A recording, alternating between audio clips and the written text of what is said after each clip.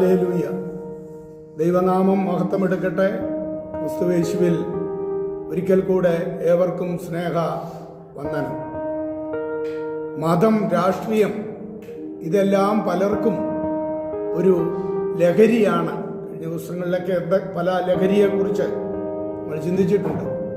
ഒരു രാജ്യം, ഒരു മതം, ഒരു ഭാഷ, ഒരു സംസ്കാരം, ഒരു നേതാവ് എന്ന മുദ്രാവാക്യത്തിൻ്റെ തുടർച്ചയാണ് ഒരു രാജ്യം, ഒരു തെരഞ്ഞെടുപ്പ് എന്നത്.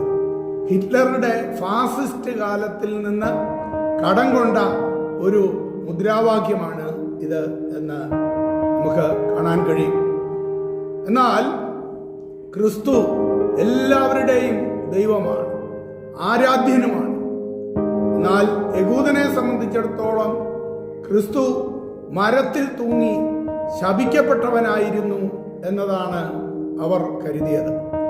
യേശു ശപിക്കപ്പെട്ടവനെന്ന് പ്രസ്താവിക്കണമെന്നതായിരുന്നു ക്രിസ്തീയ പീഡനകാലത്ത് വിശ്വാസികളോട് അവര് നിരന്തരം ആവശ്യപ്പെട്ടുകൊണ്ടിരുന്നത്. ഒരിക്കൽ പോളികാർപ്പിനെ അറസ്റ്റ് ചെയ്തിട്ട് ചക്രവർത്തിയായ സീസറിന്റെ പേരിൽ സത്യം ചെയ്ത് ക്രിസ്തുവിനെ ദുഷിച്ചാൽ ജീവനോടെ വിട്ടയക്കാമെന്ന് പറയുകയുണ്ടായി. എന്നാൽ ആ വന്യ വയോധികനായ പോളികാർപ്പ് പറഞ്ഞു, ഞാൻ ക്രിസ്തുവിനെ കഴിഞ്ഞ 85 വർഷമായി സേവിക്കുന്നു. അവിടുന്ന് ഒരു തെറ്റും എന്നോട് ചെയ്തിട്ടില്ല. എന്നെ രക്ഷിച്ച എൻ്റെ രാജാവിനെ ഞാൻ എങ്ങനെ ദുഷിച്ച് പറയും എന്നാണ് 86-ാം വയസ്സിലും താൻ വളരെ ധൈര്യത്തോടെ പറയുവാനായിട്ട് ഇടയായിത്തീർന്നു.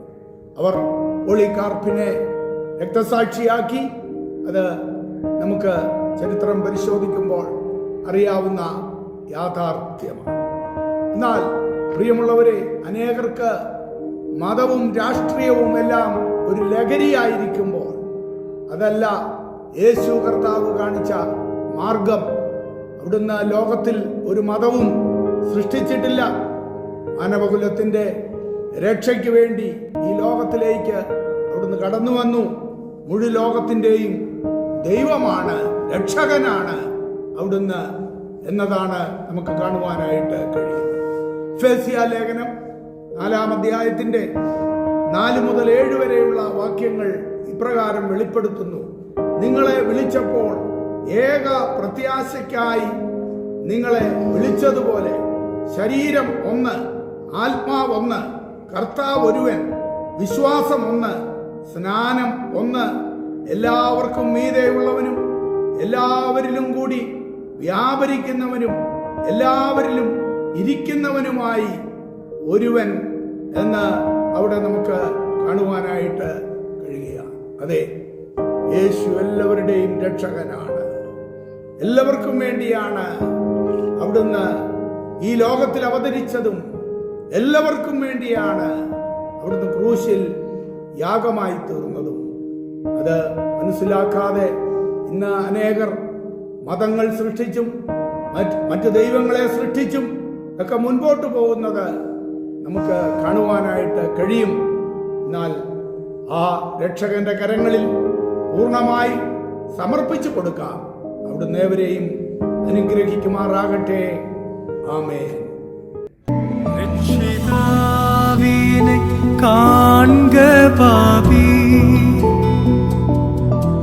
രക്ഷിതാവിനെ കാൺക പാപി,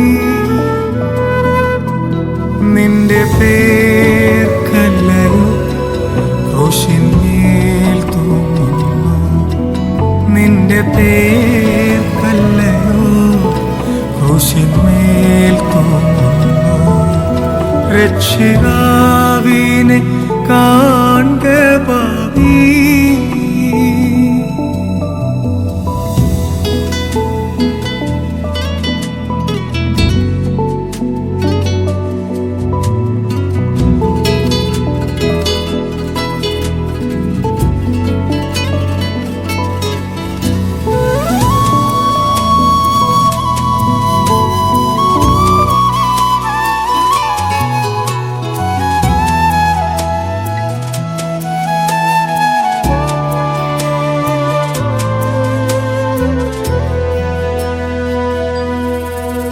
കാൽവരി മലമേൽ നോക്കു നീ,